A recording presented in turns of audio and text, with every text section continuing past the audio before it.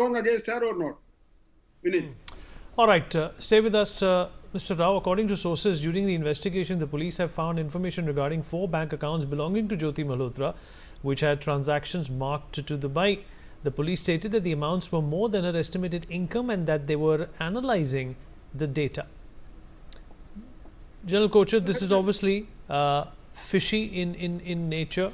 If money is coming in from Dubai, it is obviously an escrow scenario over here, where Pakistani money is parked in Dubai and it is being sent to an influencer in India. That in itself is shady, and as you can see from these pictures, those are business class flights that she's taking. Nobody from a middle class can afford a business class flight, even to Dubai, or for that matter, even to Pakistan. If you go on a daily Mumbai business class flight, that is also up to the tune of 75 to 80,000 rupees. General Kocher. See, you're absolutely right, because nobody will sponsor her in this manner without anything in return.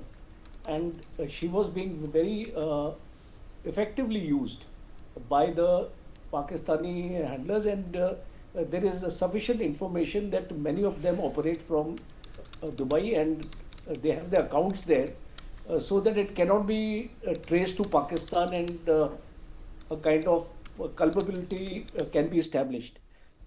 See, now here the question is, because if you study the method of espionage which Pakistan ISI has been resorting to over the years, we have seen honey trapping was one of the most popular methods, and we saw some DRDO officials also, some army officials also being compromised on that. And this is a new trend which is emerging now, because it's very, very difficult, as you rightly said, to track normal conversations with the two people, especially in the social media, and to decide whether it is national or anti-national.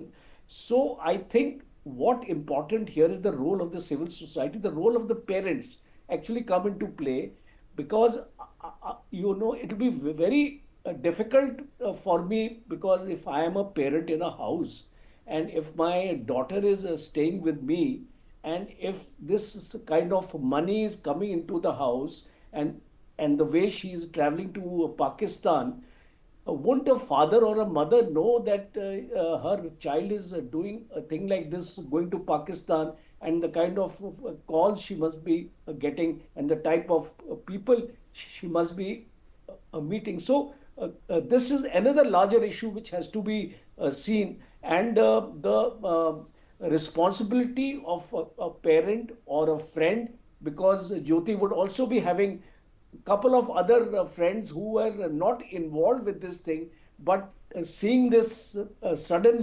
transformation in her lifestyle. So whenever we see these kind of unusual occurrences, I would say, in our own society, I think the civil society has a larger role to play. Even I saw it in Kerala, where these people were assembling, bombs and all in the neighborhood, and nobody even bothered to report the matter. They saw unusual kind of activity in a particular house. People were coming at odd hours. All the things were actually going on inside, but people turn a deaf ear, and later on the country has to pay for this kind of negligence, because you can't expect the law enforcement agencies. Mr. Rao is here. He would also appreciate that it is not possible for the police to monitor each and every activity of an individual in the country. Absolutely right, sir. Absolutely right. And you're quite right, and so is Mr. Rao. This is a startling case, the one that requires national attention. It requires grave focus as to what the role of influencers can be.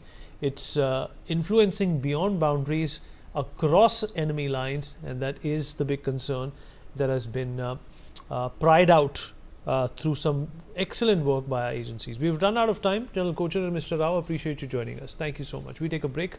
Be right back.